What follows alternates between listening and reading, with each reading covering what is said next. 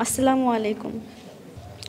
আমার ভাই শহীদ মোহাম্মদ রুস্তম ন্যাশনাল বাংলা উচ্চ বিদ্যালয়ের নবম শ্রেণীর ছাত্র ছিল।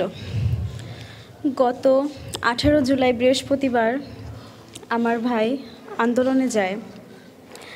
সে ফিরে আসে বাসায় সন্ধ্যার পরে। 10 নাম্বার ছিল, অনেক ঝামেলার পরে সে বাসায় ফিরে আসে। ওর গায়ে সেদিন রাবার বুলেট লেগেছিল।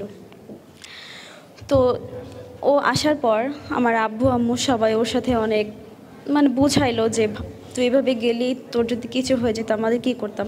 অনেক বোঝানো হয়েছে আমার ভাইকে সেদিন রাতে। তো আমার ভাই সেদিন কিছু বলে নাই, চুপচাপই ছিল। তো আমার বাবা মা বুঝে গেছিলো হয়তো ও যাবে না। তার মাঝখানে একটা কথা বলেছিল, যে কথাটা আমাদের এখনও মনে আছে, বা যেটা সবসময় মনে থাকবে। আমার আব্বু আম্মু যখন বলছিল তুই যাস না বাবা, তোর যদি কিছু হয়ে যায় আমরা কী করব, তখন আমার ভাইটা বলেছিল যে আম্মু শোনো, আব্বু আম্মু শোনো, প্রত্যেকটা বাবা মাই প্রত্যেকটা ছেলের কাছে অনেক প্রিয়। সবাই যদি তোমরা এভাবে সব ছেলে মেয়েকে যদি সবাই আটকে রাখে, তো এই আন্দোলনটা করবে কে?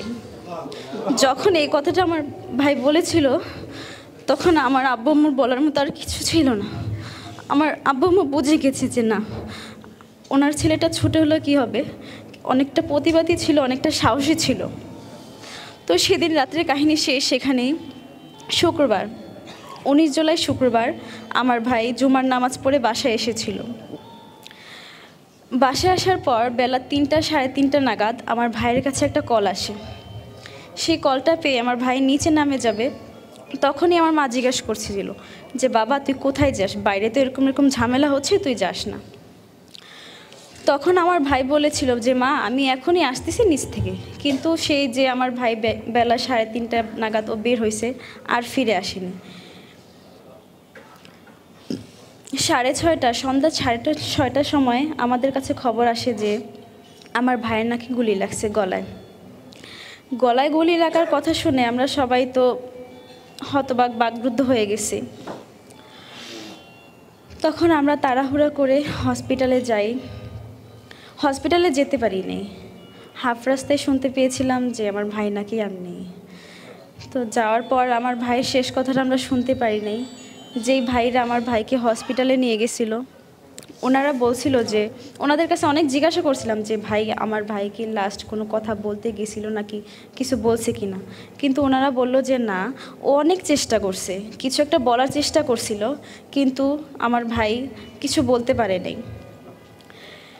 সন্ধ্যা 7টায় হাসপাতালে কর্তব্যরত চিকিৎসকরা আমার ভাইকে মৃত ঘোষণা করে। সেখান থেকে আমার ভাইরে আমরা নিয়ে আসি। জানি না আমার বাবা মা এই সন্তান হারানোর দুঃখ কীভাবে মেনে নিবে, আমি বলতে পারি না।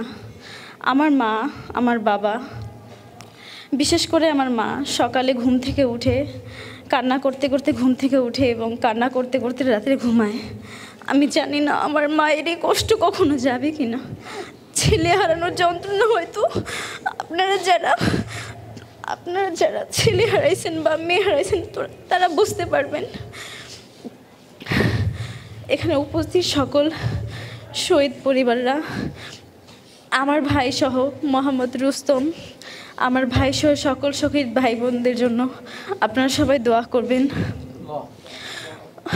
আল্লাহ যেন তাদের সবাইকে শহীদের মর্যাদা দান করে এবং তাদের সবাইকে যেন জান্নাতবাসী করে।